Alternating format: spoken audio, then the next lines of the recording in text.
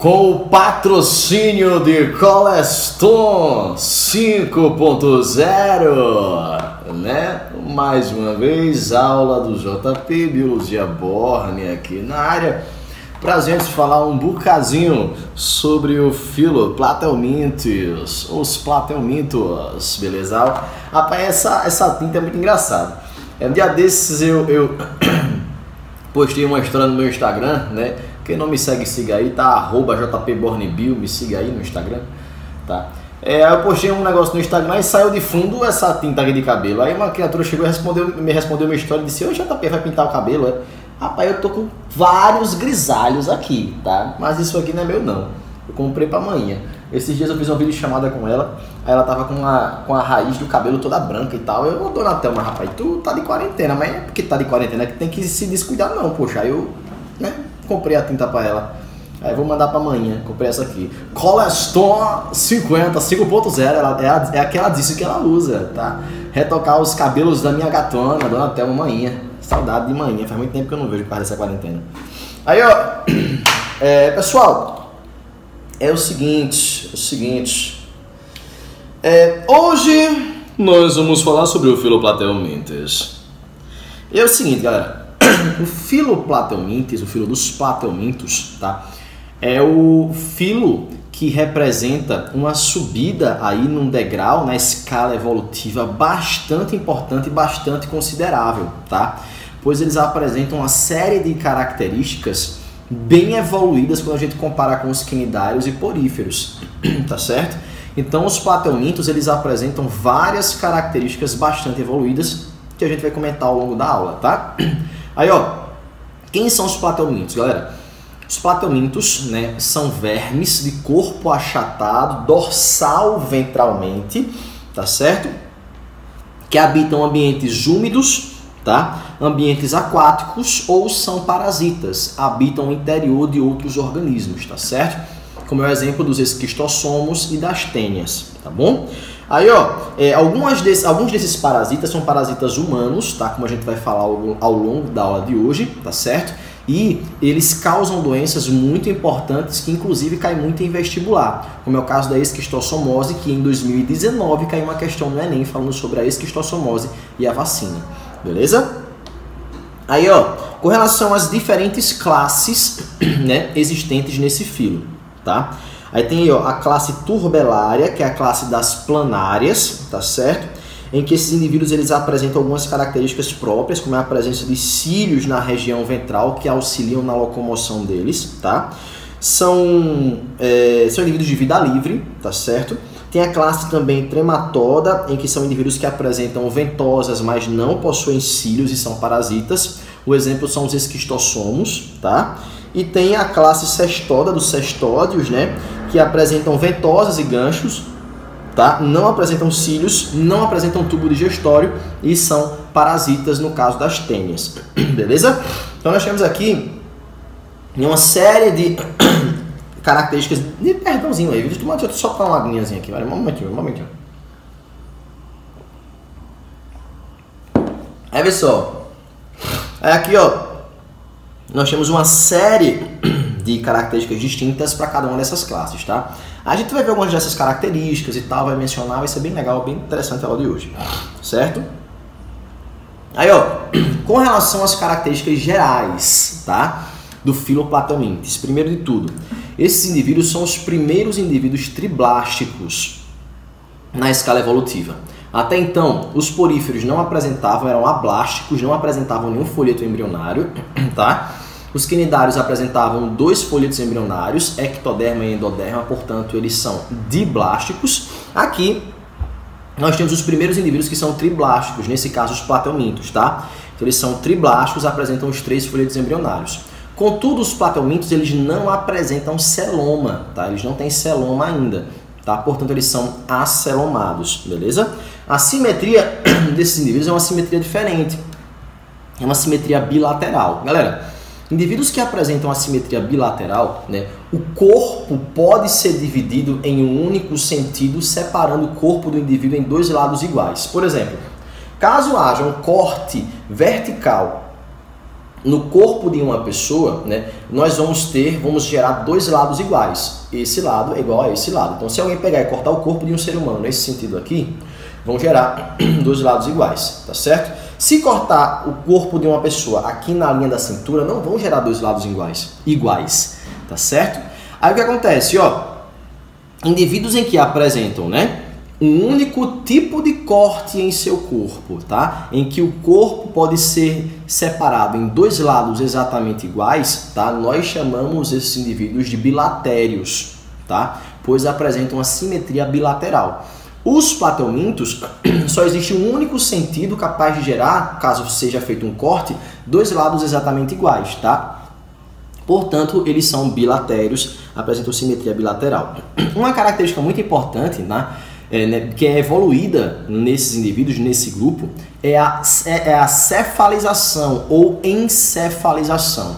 Os plateumintos, eles já apresentam uma estrutura, né, que é, na verdade, uma cabeça rudimentar, mas é uma cabeça, tá certo?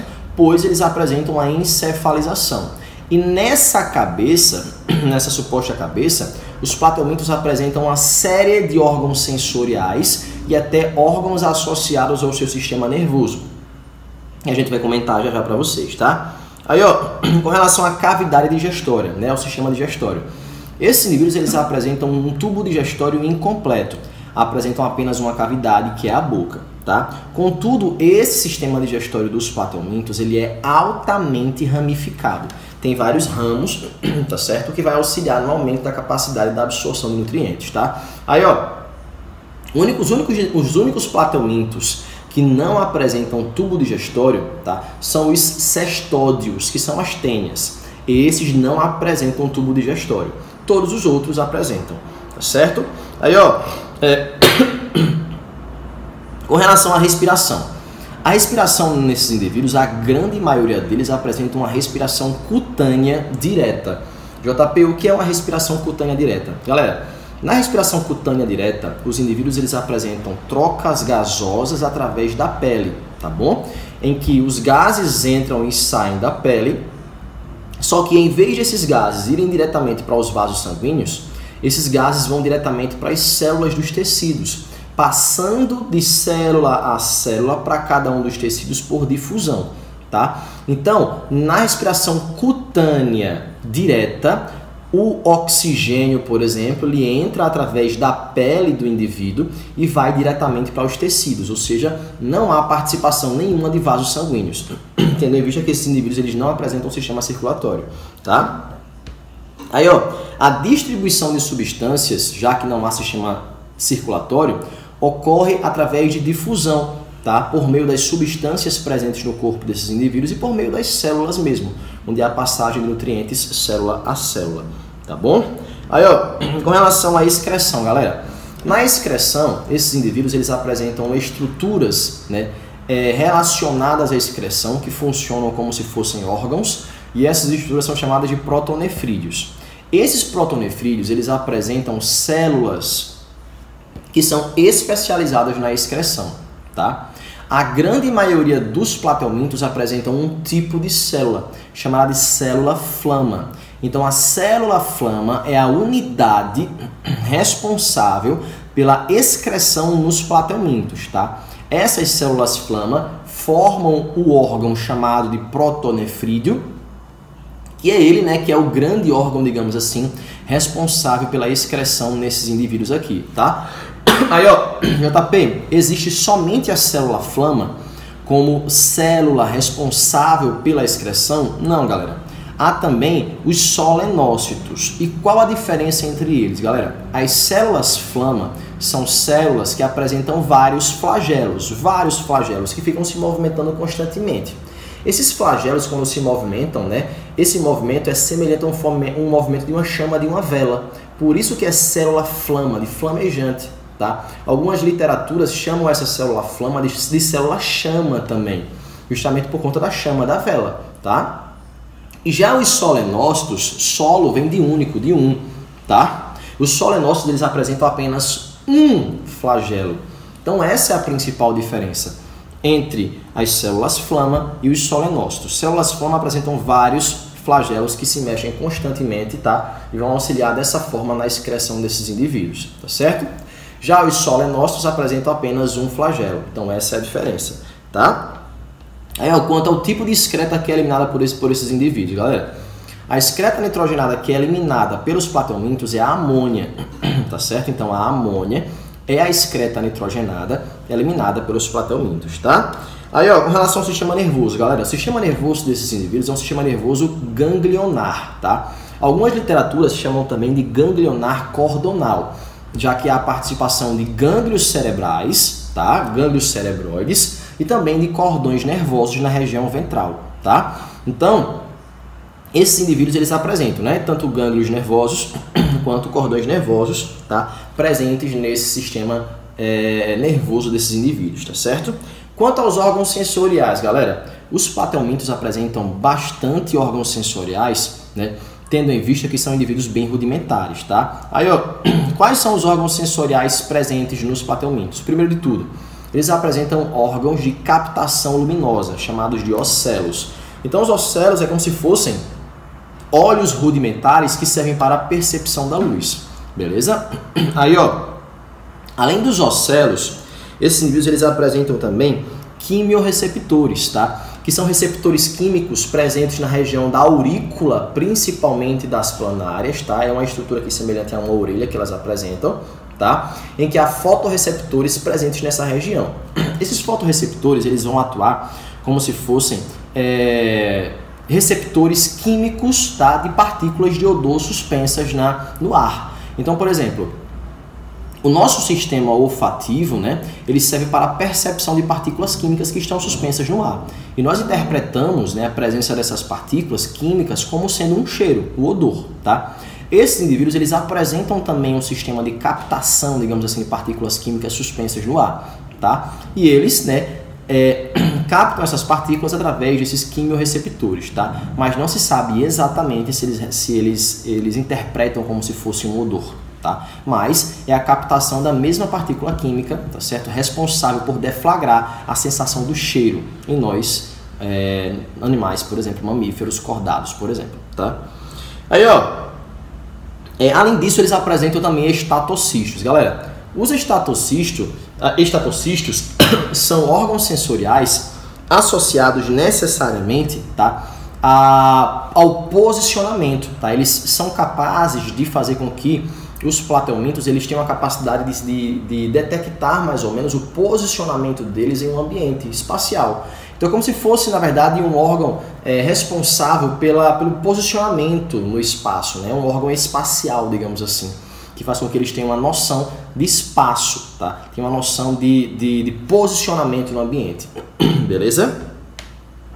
Aí, só pra gente ilustrar, aí nesse cortezinho aí, tem um corte aqui transversal do corpo de um plateuminto, necessariamente de uma planária, mostrando aí que eles apresentam os 3 folhetos embrionários, né, ectoderma, mesoderma e endoderma, e mostrando também que eles apresentam um tubo digestório, tá? Eu sei que é uma planária porque não é só pelo formato do corpo, mas porque está mostrando que logo abaixo na região ventral tem cílios, tá? E os únicos que apresentam cílios na região ventral são as planárias. Aqui nesse corte está mostrando que tem cílios nessa região ventral, tá?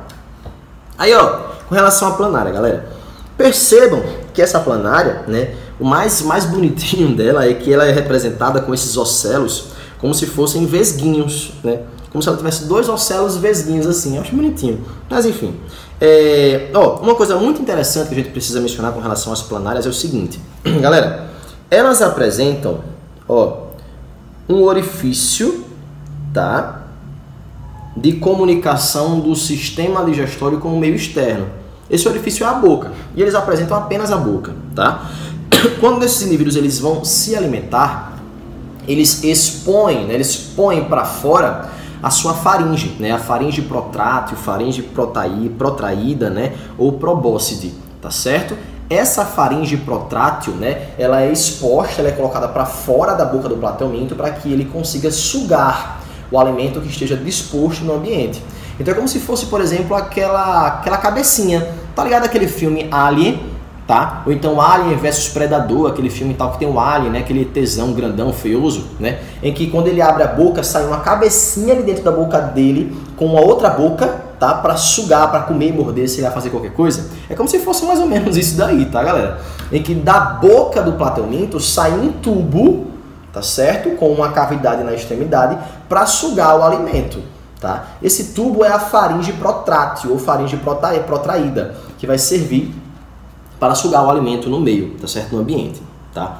Dá para perceber também que eles apresentam o poro genital, tá? Que é o poro responsável pela reprodução, tá certo? E aqui, ó, facilmente perceptível, né, nesse segundo corte aqui, ó, que as planárias, por exemplo, aqui nós temos uma planária, elas apresentam um sistema digestório amplamente ramificado, tá? Para potencializar, assim, a capacidade de absorção de nutrientes. Então aqui nós temos uma planária, tá certo? Que apresenta um sistema digestório bastante ramificado, tá? Aí uma coisa interessante para a gente perceber é que aqui, ó, tem duas bochechinhas, duas orelhinhas, chamadas de aurículas, tá? São essas aurículas, galera, que nelas estão presentes os fotorreceptores, os quimiorreceptores, capazes de detectar partículas químicas suspensas no ar, tá? Então, ó, os quimiorreceptores estão presentes aqui nessa região da aurícula, beleza? Deixa eu apagar isso daqui.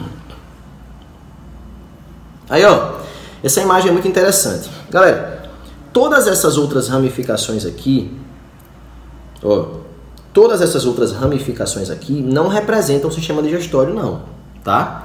Essas outras ramificações, elas representam os protonefrídeos, tá? Em que esses protonefrídeos são eles os órgãos responsáveis pela excreção, tá bom? Só que neles há as duas células, os dois tipos de células, eita, quase que eu derrubei meu óculos. Só que neles há os dois tipos de células responsáveis por essa excreção, tá? Que são justamente os solenócitos e as células flama, que são muito mais abundantes, tá?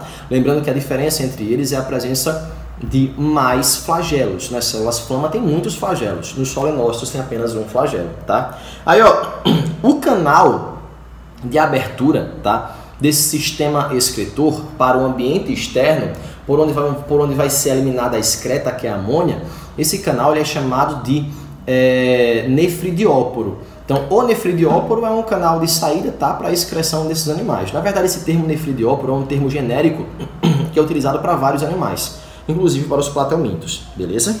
Aí, ó, aqui logo abaixo nós temos também uma representação do sistema nervoso dos plateumintos. Se vocês perceberem, eles apresentam aí, ó, gânglios nervosos cerebroides ou cerebrais, localizados nessa região da encefalização, ou seja, da cabeça, tá? E existem também esses prolongamentos, que são, na verdade, os cordões nervosos ventrais dos plateumintos, tá? Então, eles apresentam dois cordões nervosos ventrais, tá? Com as comissuras, que são esses cordões de conexão entre os dois cordões nervosos ventrais principais. Então, existem essas comunicações entre esses dois cordões nervosos ventrais, que na verdade são essas comissuras aí, que são essas estruturas nervosas de comunicação entre os cordões nervosos. Beleza? Aí, ó, deixa eu apagar aqui, certo? Ó, eu vou passar. Galera, aí aqui, ó, tem um parâmetro geral com relação às três classes, turbelária, né, cestoda e trematoda, tá? E, ó, com relação à classe turbelária, né, são indivíduos de vida livre, né, epiderme ciliada, tubo digestório incompleto, tem boca apenas, tá certo? E um exemplo é a Tugésia tigrina, que é a planária, tá? Aí, ó, a classe trematoda. Temos aí, ó, parasitas com epiderme com cutícula protetora, sistema digestório incompleto, tá? Exemplo é o esquistossoma mansoni e a fascícula hepática. Fascícula hepática é um tipo de parasita, tá, que infecta fígado de carneiros. O nome é fascícula hepática, tá certo? E o esquistossoma mansoni, né, a gente conhece, a gente vai mencionar já para vocês, tá? Aí, ó, com relação à classe cestoda. A classe cestoda são indivíduos parasitas também, com epiderme com cutícula protetora, tá? O sistema digestório deles é ausente. Um exemplo é a Taenia solium, a Taenia saginata, tá? E o Echinococcus granulosus, tá certo? Que é um tipo de parasita de outros animais como equinos, por exemplo, tá? Aí aqui, galera, nós temos a reprodução desses indivíduos, tá? A reprodução, né, na grande maioria dos plateumintos, é uma reprodução que, de modo geral, é muito mais efetiva a reprodução sexuada. A reprodução sexuada nesses indivíduos é muito mais comum e muito mais efetiva, tá certo? Porém, galera, existe também a reprodução assexuada. A reprodução assexuada é mais comum nas planárias, que apresentam uma altíssima capacidade de regeneração do seu corpo. Então, se você corta o corpo de uma planária, né, no sentido transversal, tá certo? Separando o corpo da planária em dois, esses dois corpos da planária vão formar duas novas planárias, beleza? Justamente por conta da alta capacidade regenerativa das planárias. Essa reprodução assexuada das planárias ela é chamada de fissão transversal ou divisão transversal, tá? É essa reprodução assexuada por regeneração presente nas planárias. Aí, ó, além disso, os plateumintos eles podem ser monóicos ou dioicos, tá? Monóicos são aqueles indivíduos em que um indivíduo só apresenta os dois sexos. Os dioicos são aqueles que apresentam os sexos separados, tem macho e tem fêmea, tá? Normalmente, os indivíduos que são monóicos são, na verdade, as planárias, tá? E também as tênias, beleza? E os indivíduos que são dioicos, de sexos separados, são os esquistossomos, tá certo? Que tem um macho e tem a fêmea, e são bem distintos, tá? E além de apresentarem sexos diferentes, né, macho e fêmea nos esquistossomos, há também um dimorfismo sexual. O que é dimorfismo sexual? O dimorfismo sexual é quando macho e fêmea são bem diferentes, tá? É o caso aqui dos esquistossomos, em que macho e fêmea são muito distintos morfologicamente e anatomicamente, tá certo? Outro exemplo aí de dimorfismo sexual nos vertebrados, por exemplo, nos pavões, macho e fêmea são diferentes, tá? Nos leões, macho e fêmea são diferentes, e aí por diante, tá? Então, dimorfismo sexual é o fato de macho e fêmea serem bem diferentes e facilmente distinguíveis, tá? Com relação à reprodução sexuada, galera. A reprodução sexual desses indivíduos ela é resumida da seguinte forma.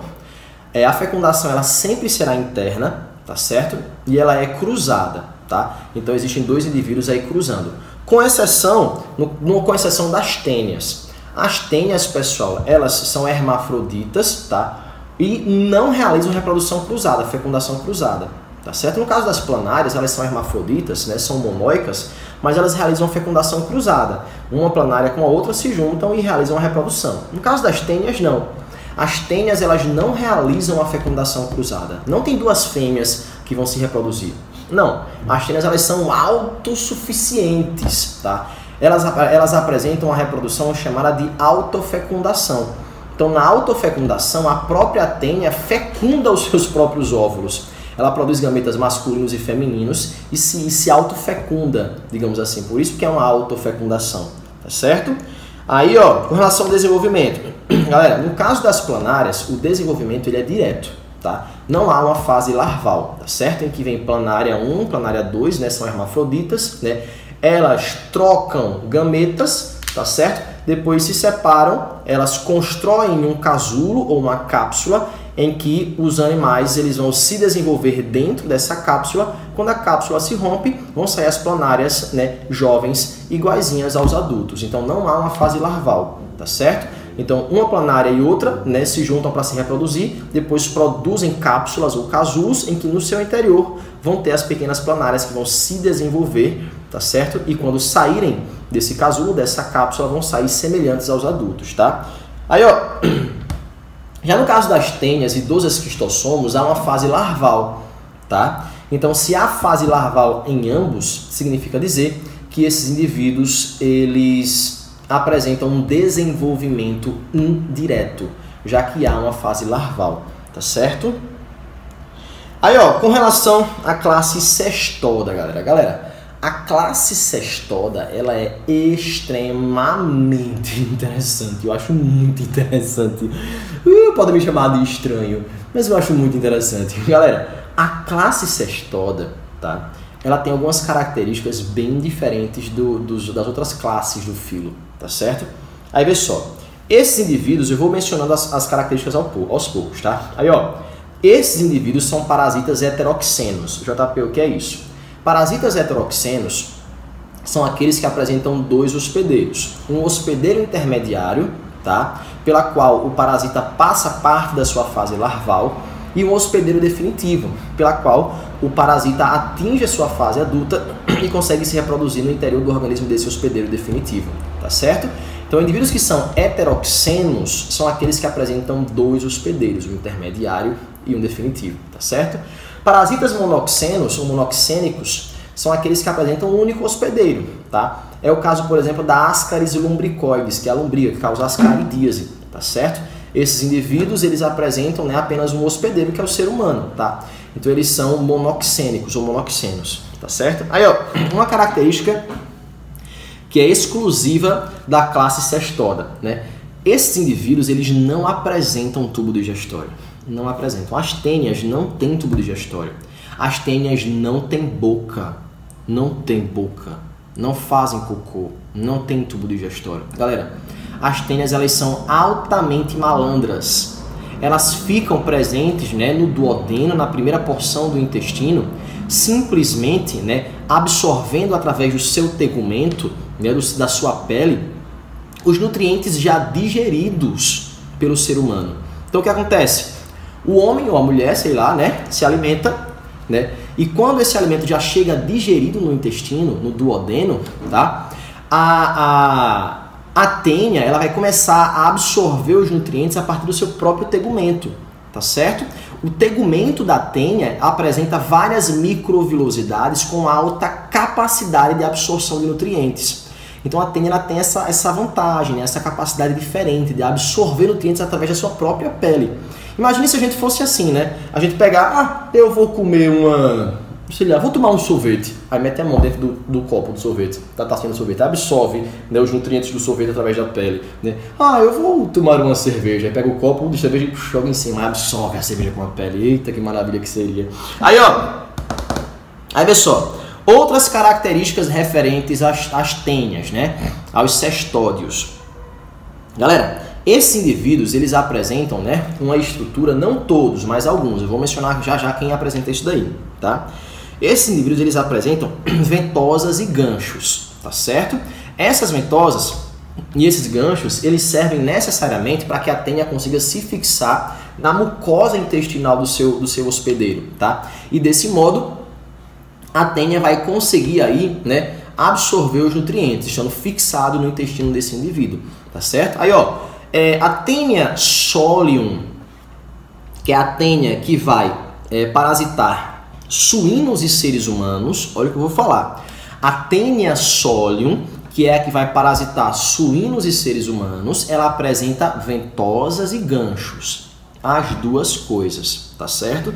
Tem aqui, ó, a tênia solium, né? O scolex, que é a cabecinha da tênia solium, tem aqui, ó, no nosso slide, beleza? Já a tênia saginata, galera, é a tênia, né, que apresenta somente ventosas. A tênia saginata não tem ventosas. E ela parasita os bovinos e os seres humanos, beleza? Então, ó, não esquece, quem tem ventosas e ganchos é a tênia solium. A tênia saginata tem apenas ventosas, tá? O conjunto desses ganchos que está presente na cabeça da tênia solium, nós chamamos de rostro. Então, rostro é o conjunto de ganchos presentes na tênia solium, tá certo? Aí, ó, como eu falei para vocês, elas apresentam um corpo tegumentado com alta capacidade de absorção de nutrientes, tá? Aí, ó, outra situação muito interessante dos cestódios, das tênias, é que elas apresentam um corpo dividido, né, em basicamente 3 partes, tá? Que partes são essas? É o seguinte, tem a cabeça da tênia, que é chamada de scolex. Então, o scolex é a cabeça da tênia, onde tem lá o rostro e a ventosa, se for tênia solium, e somente a ventosa, se for tênia saginata, tá? Além disso, logo abaixo ao scolex tem um pescoço, tá? Esse pescoço, ele é chamado de colo, tá? Esse colo, ele é muito importante para a tênia, e já eu falo sobre ele, tá certo? Aí, ó, além disso, né, tem o restante da porção do corpo da fêmea, que é chamado de estróbilo, tá? Esse estróbilo, que é o corpo da fêmea, da tênia, perdão, esse estróbilo, ele apresenta vários segmentos. Esses segmentos, eles são chamados de proglótides, tá? Então as proglótides são os segmentos presentes no estróbilo, tá? Das tênias, beleza? No próximo slide eu mostro com mais detalhes o corpo de uma tênia, tá bom? Aí, ó. Além disso, né, as tênias realizam uma autofecundação, tá, nas proglótides, que eu vou mencionar já já para vocês sobre essas proglótides, tá certo? E ó, o embrião da tênia que está presente nos ovos, ele é chamado de oncosfera, tá? E quando essa oncosfera, ela chega até um tecido específico em que a larva, né, vai, digamos que, infectar, essa oncosfera atinge um primeiro estágio larval chamado de cisticerco. Então, o cisticerco é o primeiro estágio larval das tênias, tá? Então, o embrião é a oncosfera, tá? Quando o indivíduo ele é contaminado por um ovo de tênia, tá certo? Essa oncosfera, ela sai do ovo, migra para um tecido específico. Quando chega naquele tecido, ela se diferencia em cisticerco, que é o primeiro estágio larval, de fato, tá certo? Das tênias, beleza? Aí, ó, nós temos aqui o ovo e o cisticerco logo abaixo, tá certo? Aí, ó, galera, o que é muito, mas muito importante com relação às tênias. Pessoal, né? Aqui nós temos o escólex, que é a cabeça da tênia, tá? Logo abaixo tem o pescoço. Galera, esse pescoço ou colo, ele também é chamado de região de estrobilização, tá? Por que é chamado de região de estrobilização? Porque é simples. É nesse pescoço, galera, que novas proglótides, ou seja, novos segmentos do corpo da tênia, né, são produzidos. Então, como é que uma tênia cresce? Simples, através da produção de vários segmentos. O corpo dela vai crescendo porque vários novos segmentos são produzidos no corpo da tênia, tá certo? Então, novas proglótides o tempo todo são produzidas, tá certo? Então, essas novas proglótides, elas são originadas a partir dessa região de estrobilização, que é chamada de colo, que é o pescoço da tênia, tá bom? Aí, ó, logo após esse colo, ou essa região de estrobilização, tá? Tem o estróbilo, que é o corpo mesmo da tênia, tá? E nesse corpo tem, na verdade, vários segmentos chamados de proglótides, tá, galera? Existem as proglótides jovens, tá? As proglótides adultas e as proglótides grávidas. JP, proglótides grávidas? Pois é. Galera, para quem não sabe, cada proglótidezinha dessa tem aparelho reprodutor masculino e feminino. Então, cada segmento do corpo da fêmea da fêmea não, eu só falo fêmea.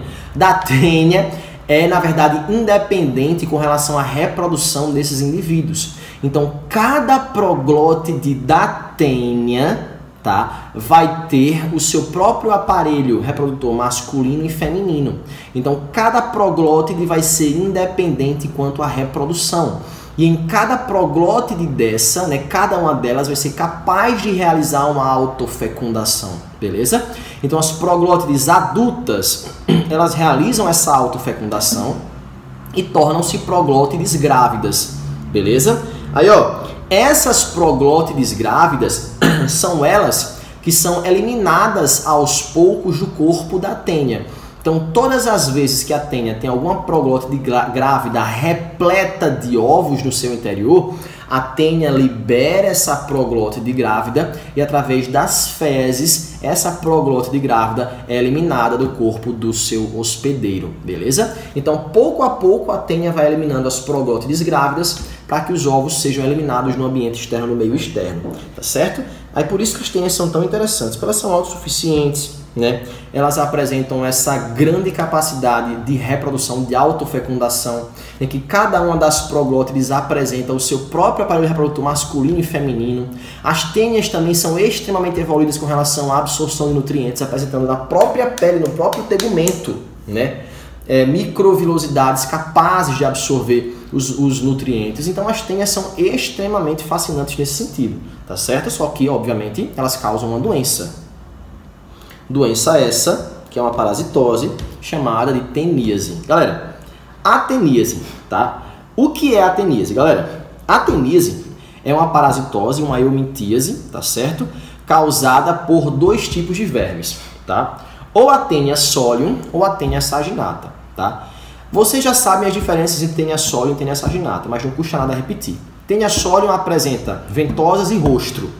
Taenia saginata apresenta apenas ventosas no escólex, tá? Outra situação. Taenia solium, ela apresenta como seu hospedeiro intermediário os suínos. Já a Taenia saginata apresenta como hospedeiro intermediário os bovinos, tá? Ambas são parasitas intestinais, tá? Ambas apresentam basicamente a mesma composição corporal, com proglótides e tal, tá certo? E ambas causam a doença chamada teníase, tá bom? E eliminam proglótides grávidas, tá certo? Aí, ó, qual é, né, a principal forma de aquisição da teníase, galera? A teníase, né, ela ocorre nos indivíduos quando as pessoas elas ingerem carne que está contaminada com a larva da tênia. Então, por exemplo, uma pessoa que ingere, né, uma carne de porco que está contaminada com o cisticerco da tênia, tá? Essa pessoa provavelmente vai terminar adquirindo teníase. Isso se a carne estiver mal passada, tá mal cozida, tá certo? Como é que ocorre o ciclo da teníase para vocês entenderem melhor? É bem simples, tá? Imagine que uma pessoa, né, está contaminada, tal, com a tênia, não sei o que, está com teníase, está com a famosa solitária, tá certo? E, de repente, essa pessoa, né, faz cocô no pasto. Né? É um ambiente rural e tal, né, sem saneamento básico, e, de repente, essa pessoa ela faz cocô no pasto. Quando essa pessoa faz cocô no pasto, ela vai eliminar, né, nas suas fezes as proglótides grávidas, beleza? Aí o que acontece, né? Essas proglótides grávidas, quando chegam no ambiente, terminam, né, se rompendo, eliminando os ovos no ambiente. E um porco, por exemplo, desavisado, né, ao consumir a pastagem que está contaminada com os ovos da Taenia solium, ele termina adquirindo esses ovos e ingerindo esses ovos. Na ingestão desses ovos, pessoal, né, esses ovos, ao chegar no intestino desse animal, eles vão se romper e liberar a larva, né, o embrião, que é a oncosfera. Essa oncosfera, por sua vez, ela vai invaginar, né, na mucosa intestinal e atingir os vasos mesentéricos. Atingindo esses vasos, né, esse embrião ele vai migrar principalmente para o tecido muscular esquelético desse animal. E chegando lá, esse embrião vai se converter em cisticerco, que é a primeira fase larval e única fase larval desses indivíduos, tá? Então, o cisticerco é a fase larval, tá, que vai ficar alojada no tecido muscular esquelético, na carne desses animais. Aí quando uma pessoa desavisada termina consumindo essa carne com o cisticerco, em essa carne estando mal passada ou mal cozida, essa pessoa termina desenvolvendo a teníase, tá certo? Quando, né, essa pessoa ingere essa carne mal cozida e o cisticerco chega no intestino desse indivíduo, desse novo hospedeiro, do hospedeiro humano, esse cisticerco, por sua vez, ele começa a se desenvolver, a se diferenciar, tá? E forma a tênia adulta. Isso no intestino humano, tá certo? Lembrando que a tênia é um animal, é um verme muito grande, tá? Que pode apresentar, sei lá, até 6 relatos de tênias com 6 metros de comprimento, tá? São animais muito grandes, mas são bem fininhos, tá? Bem estreitinhos e podem ficar presentes no intestino, tendo em vista que o nosso intestino ele tem aproximadamente 6 metros de comprimento, tá? Então cabe uma tênia lá dentro, tá certo?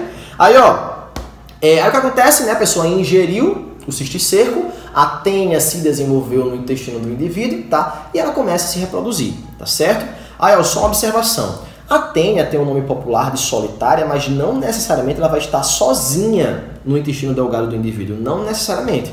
O indivíduo ele pode estar contaminado com mais de uma tênia ao mesmo tempo, tá? Não é comum, mas ele pode estar assim, tá certo? Aí, ó, quais são os sintomas? O indivíduo ele vai ter dor abdominal, diarreia, vômito, tá? E pode até ser assintomático em alguns casos, mas isso, tá? São situações à parte, tá certo? Aí, ó, qual é a profilaxia? Galera, é simples. Primeiro de tudo, né? A teníase, ela só é disseminada, tá? Caso o indivíduo que esteja contaminado, ele venha a defecar em ambiente inapropriado, ou seja, na pastagem, por exemplo, tá certo? Ou seja, para evitar, né, que mais pessoas venham a contrair a teníase, basta, né, que todos os ambientes, né, todos os locais no nosso país, por exemplo, tenha um saneamento básico adequado, tá? A gente sabe que não é assim. Existem muitos locais no nosso país que não tem saneamento básico, tá? Mas para evitar que haja uma maior disseminação da doença, né, uma das profilaxias é o saneamento básico, tá? Outra profilaxia muito importante é evitar o consumo de carne mal cozida ou mal passada, independente de ser carne de boi ou de porco. Se for carne de porco, o indivíduo vai adquirir, né, a teníase da Taenia solium. Se for carne de boi, o indivíduo vai adquirir a teníase da Taenia saginata, tá certo? Aí, ó, outra profilaxia seria a melhoria das condições de criatórios de bovinos e suínos. Também seria uma profilaxia para evitar que esses animais eles sirvam de hospedeiros intermediários para esse parasita aí, tá certo? Aí, ó, só uma curiosidade, galera, uma curiosidade muito interessante. Esse cisticerco, tá? Ele, popularmente, ele é muito conhecido em alguns locais do Brasil como canjiquinha ou pipoquinha, tá? É como se fosse, na verdade, ele forma como se fosse, na carne do animal, uma verruguinha meio que transparente, tá? Então, na carne do animal, né, forma como se fosse uma verruguinha meio transparente, que é, na verdade, o cisticerco, tá? Em que o cisticerco ele se alimenta do tecido muscular do animal, tá certo?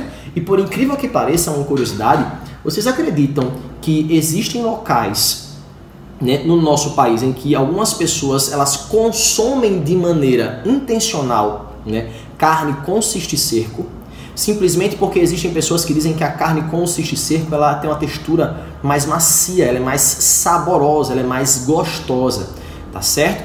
E, né, eles retiram o cisticerco ou então eles vêm a assar a carne, né, de maneira mais incisiva, né, eles vêm assar mais a carne, né, cozir mais a carne justamente para não correr o risco de terminar adquirindo a teníase. Mas existe isso, tá, de consumo de carne com cisticerco de maneira intencional, tá certo?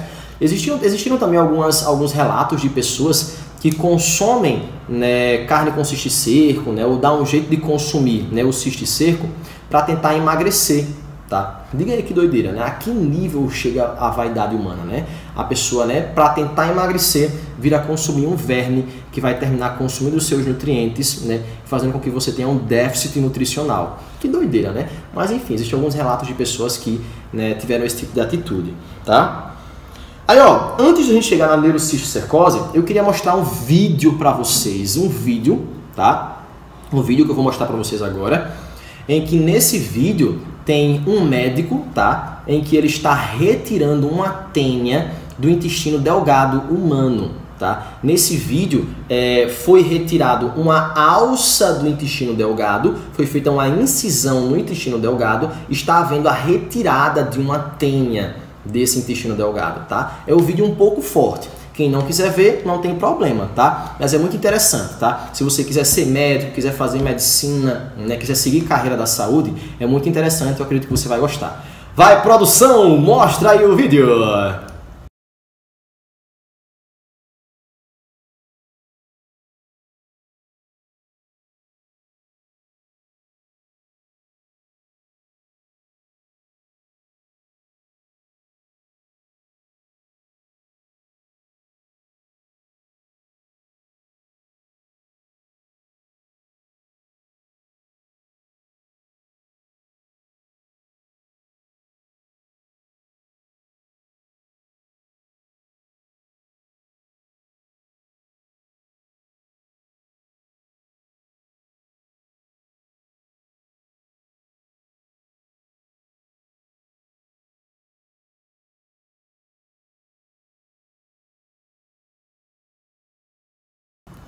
Show de bola esse vídeo, né? Essa produção é demais. No caso, a produção sou eu mesmo. Aí, ó, preste atenção, galera.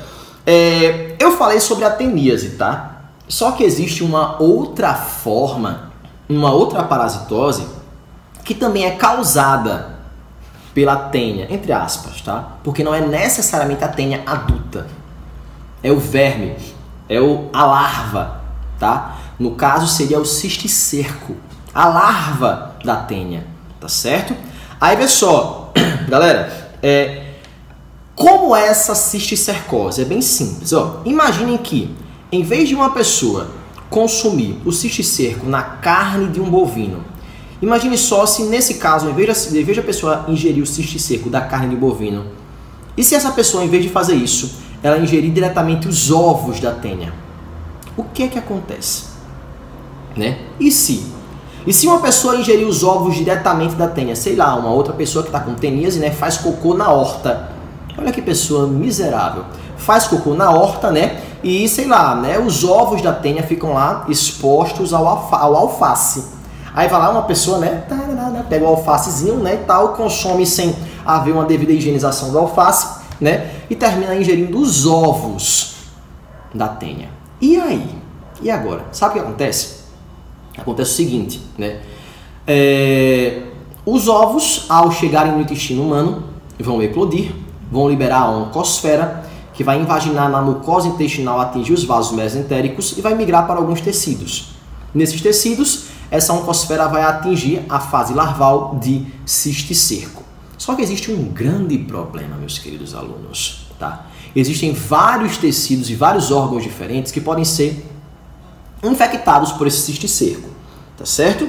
Aí, vê só, que tecidos são esses? O primeiro deles, tecido muscular, tá? Então, o tecido muscular, tá certo? Pode ser, sim, contaminado pelo cisticerco, gerando uma cisticercose muscular, tá certo?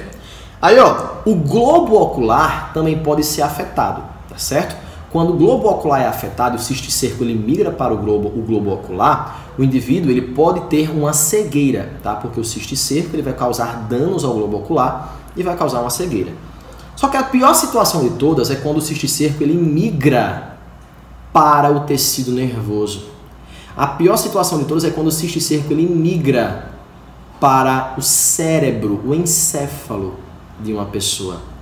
Essa forma de cisticercose ela é chamada de neurocisticercose.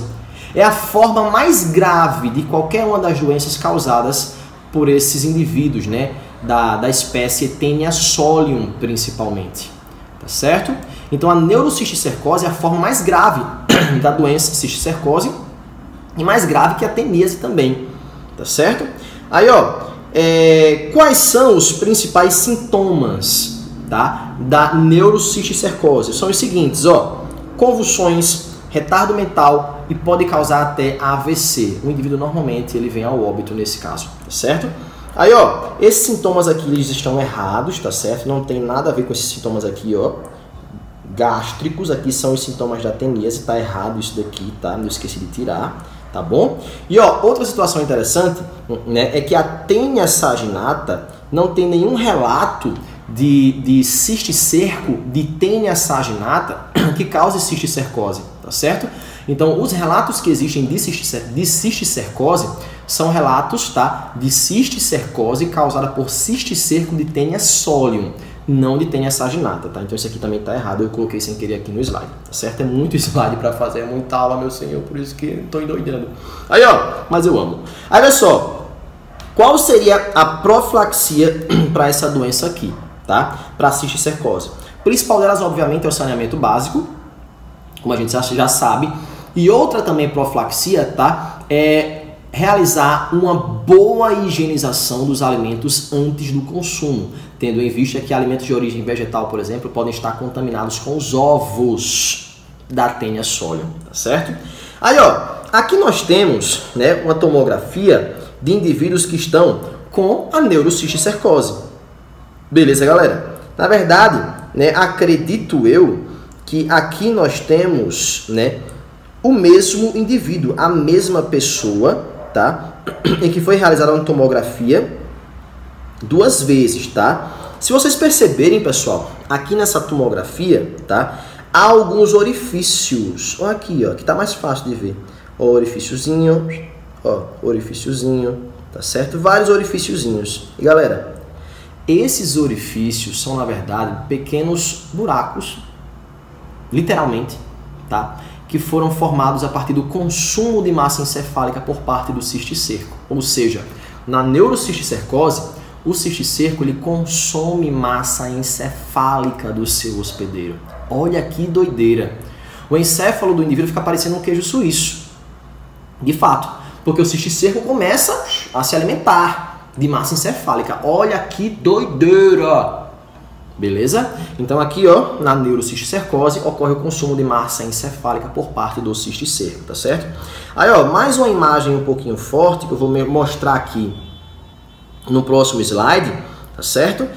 Essa imagem aqui, galera, é um corte, tá certo? Um corte aí de um encéfalo, de um cérebro, que mostra claramente vários e vários orifícios com vários cisticercos no seu interior.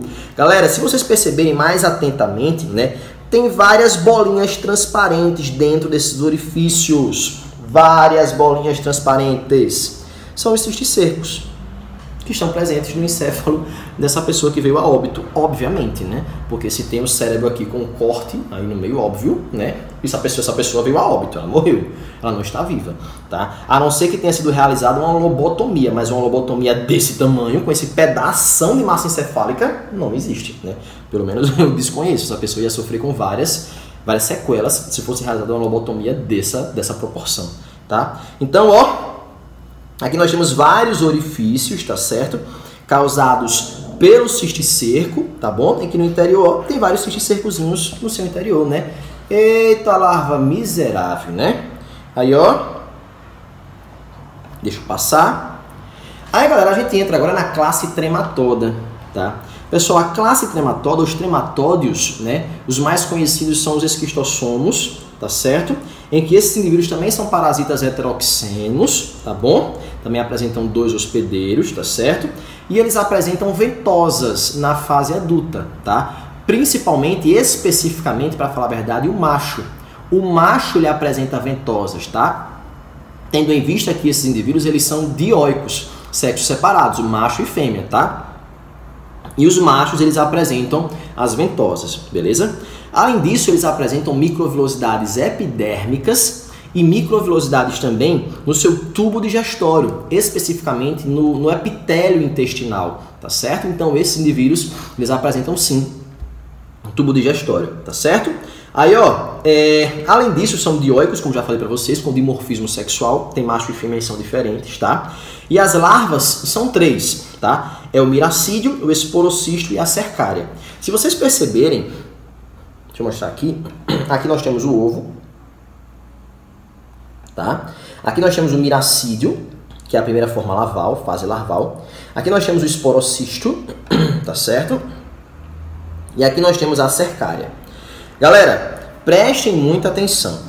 Quando, né, esse ovo ele eclode, ele vai liberar a primeira fase larval, que é o miracídio, que é uma larva ciliada que tem uma altíssima capacidade de natação, tá? Esse miracídio, pessoal, ele vai simplesmente infectar um caramujo. Caramujo esse da espécie Bionfalaria glabrata, que é o principal hospedeiro intermediário. JP, existem outros caramujos de outras espécies? Existe, tá? Do gênero Bionfalaria também. Mas o principal é o da espécie Bionfalaria glabrata, tá? Aí o que acontece, ó, quando esse miracídio ele infecta o caramujo, tá bom? Ele passa para o seu próximo estágio larval, que é o esporocisto, tá certo? Aí, ó, esse esporocisto, por sua vez, galera, ele se diferencia em vários e vários indivíduos da próxima fase larval, que é a cercária, tá certo? Então, ó, a cercária, né, é a fase larval posterior ao esporocisto, beleza? E o esporocisto, ele tem uma capacidade de se diferenciar. Um esporocisto tem a capacidade de se diferenciar em milhares de cercárias, milhares de cercárias. Quando essas cercárias são formadas, elas deixam o caramujo, né? Elas saem do Bionfalaria, tá certo? E elas são livres natantes, elas apresentam uma cauda bifurcada que tem uma alta capacidade de natação, tá? Aí essa cercária, quando ela detecta um indivíduo, um ser humano, essa cercária, ela penetra ativamente na pele do ser humano, atingindo assim a corrente sanguínea, em que ela penetra ativamente através de enzimas proteolíticas que ela consegue produzir, tá? Fazendo com que haja uma capacidade de invaginação na pele humana, tá? No momento dessa invaginação, né, a pessoa ela sente de certa forma, digamos que uma irritação na pele naquele local, uma coceirinha, tá? No momento dessa infecção, no momento da penetração ativa da cercária na pele da pessoa, tá? Aí, ó, essa cercária ela entra na pele da pessoa e atinge a corrente sanguínea, tá certo? Aí, ó, atingindo a corrente sanguínea, galera, atingindo a corrente sanguínea, tá? Deixa eu falar logo aqui do ciclo. Aí, ó, atingindo a corrente sanguínea, pessoal, essa cercária, tá? Ela vai migrar exatamente para o fígado do indivíduo, tá? Para o fígado daquela pessoa, tá certo?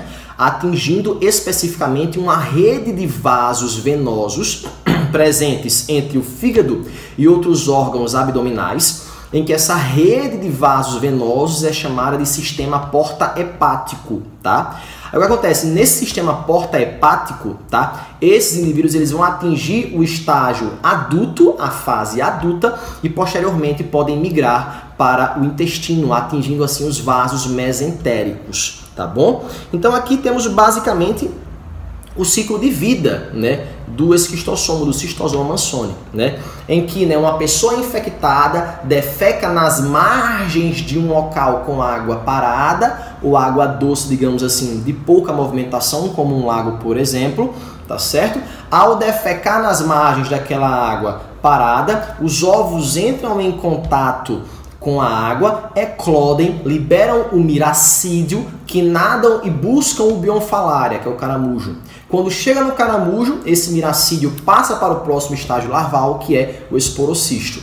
Esse esporocisto, por sua vez, se diferencia em cercária, na verdade, milhares de cercárias, tá? E essas cercárias, elas saem do caramujo e vão para o ambiente aquático, onde naquele ambiente elas buscam o ser humano e penetram ativamente na pele daquele indivíduo, chegando até a corrente sanguínea. Quando chegam na corrente sanguínea, vão desembocar no sistema porta-hepático, onde lá no sistema porta-hepático, no fígado necessariamente, esses indivíduos eles atingem a fase adulta, tá certo? E em atingindo a fase adulta, eles podem migrar para os vasos mesentéricos no intestino. Lá, né, macho e fêmea vão estar juntos, vão estar se reproduzindo constantemente, liberando ovos constantemente, que irão sair nas fezes do indivíduo e o ciclo se reinicia, tá bom? Eu falei logo todo o ciclo e tal, mas eu vou voltar um pouquinho pra gente falar sobre mais coisas. Aí preste atenção, né? Já falei sobre os indivíduos, já falei sobre o ciclo e tal, enfim. Aí deixa eu passar. Aí, ó, os indivíduos adultos que estarão no sistema porta-hepático ou nos vasos mesentéricos, tá certo? Como é que eles são? Galera, aqui nós temos, né, macho e fêmea. O macho é esse indivíduo aqui que parece uma casca de banana. A fêmea é esse aqui, ó, que parece uma lombriguinha. Tá certo? Galera, o macho, ele apresenta, né, essa cavidade interna chamada de ginecóforo, tá? Esse ginecóforo é essa cavidade em que a fêmea vai ficar alocada e alojada mesmo, tá certo? E esses dois vão ficar constantemente se reproduzindo. É o casal mais apaixonado que existe no reino animal. Eles não se desgrudam. Eles ficam o tempo inteiro se reproduzindo somente, né, fazendo coisinhas gostosas e produzindo cada vez mais ovos, muitos e muitos ovos. Tá? Então esses dois eles ficam o tempo inteiro se reproduzindo no intestino de quem está infectado, tá certo? Aí, ó, apresentam ventosas também, que facilita a fixação desses indivíduos ou no sistema porta-hepático ou no intestino necessariamente, tá bom? Deixa eu apagar aqui, tá? E passar para o próximo slide. Galera, aí, ó, com relação à esquistossomose, tá? A doença causada pelo Schistosoma mansoni, que é esse verme aí que causa, né, essa barriga d'água, essa doença conhecida como barriga d'água. Galera, o hospedeiro intermediário dessa doença aí, desse Schistosoma mansoni, é o caramujo da espécie Bionfallaria glabrata, principalmente, tá? Mas existem outros Bionfallarias associados também, como o Bionfallaria stramínea e o Bionfallaria tenagophylla, tá? O tenagophylla. Aí, ó, existem 3 Bionfallarias diferentes que podem servir de hospedeiro intermediário. O principal é o Bionfallaria glabrata, tá certo? Aí, vejam só, esses indivíduos, eles estão presentes em ambientes de água doce, tá? De água doce e parada. Não tem rio, água corrente, com a bexiga, não. É água doce e parada, tá? São os liminociclos, que são ambientes de água doce, tá certo? Ambientes de água lêntica, ou seja, de água parada, tá? Vocês vão ver isso em ecologia. Então, liminociclos são ambientes de água doce, ambientes dos ciclos, tá certo? E os que têm água parada são chamados de lênticos. São os liminociclos lênticos, tá? Que tem água parada, água lenta, tá? Por isso o nome lêntico, tá certo? Então, esses indivíduos, eles ficam presentes nesse ambiente, tá? Na fase larval, óbvio, eles ficam presentes nesse ambiente aí, tá certo? E na fase adulta vão estar presentes no seu hospedeiro definitivo, que é o ser humano, tá bom? Aí, ó, são parasitas do sistema porta-hepático, de vasos mesentéricos, e os sintomas eles vão variar de acordo com a fase da infecção. Tem a fase aguda, que é a fase inicial da infecção, assim que o indivíduo ele é infectado, ele apresenta essa fase aguda, e posteriormente há uma fase crônica. Quais são os sintomas de cada uma dessas fases? Aí, ó, na fase aguda, né, tem o mal-estar, né, tem problemas gastrointestinais com dores abdominais, tá certo? Dor de cabeça, diarreias com fezes mucossanguinolentas. Galera, fezes mucossanguinolentas, o que é isso? São fezes com sangue, tá? Em que apresenta sangue e muco juntamente com as fezes, tá certo? Então são fezes que têm uma secreção esbranquiçada e juntamente com essa secreção esbranquiçada há também sangue. Por isso que são fezes mucossanguinolentas. Beleza? Aí, ó, por que o indivíduo ele vai apresentar fezes mucossanguinolentas? Simples, porque os ovos do esquistossomo, eles apresentam um esporão, como se fosse um espinhozinho. Aí, todas as vezes que a pessoa defeca, né, esse pequeno esporão, ele simplesmente causa lesões na mucosa intestinal. Em causando lesões, isso vai fazer com que o indivíduo ele tenha fezes com sangue, fezes sanguinolentas, tá certo? Aí, ó, além disso, há também a fase crônica dessa doença. Na fase crônica, galera, ocorrem duas coisas muito importantes. Primeira delas, tá? Ocorre também um quadro inflamatório no fígado e no baço, assim como ocorre lá na leishmaniose visceral ou calazar.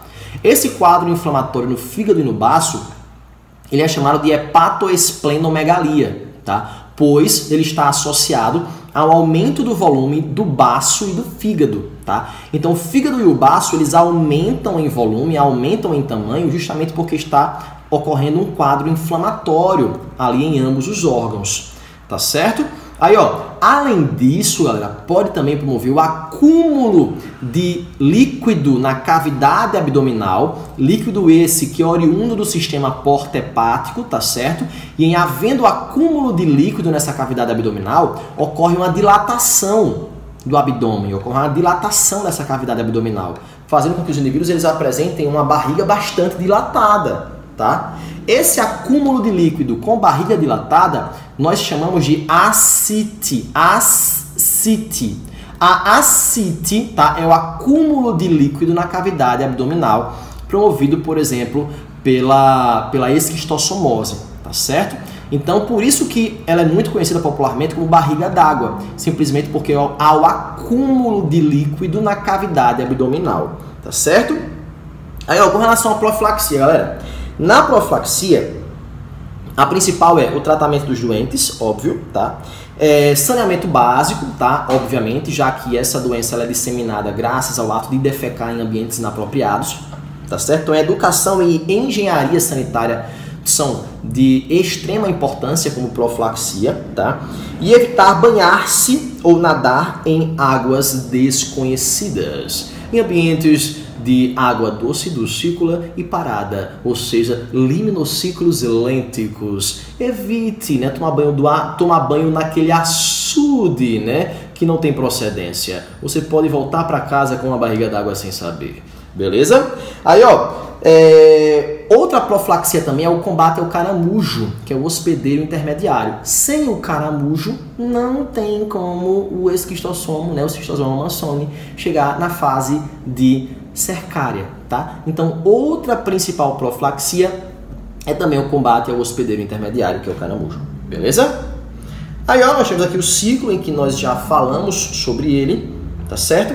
E, pessoal, por hoje é só, tá? A nossa aula acabou. A nossa próxima aula será sobre nematódios, tá? E também as doenças causadas por alguns vermes, como, por exemplo, a ascaridíase, né? Que é a famosa lombrigose, que nós Todos já pegamos uma vez na vida na fase da infância, né? Menino briguento, menino com lombriga na barriga, tá certo? Meus amores, beijos, saudades e até a próxima aula.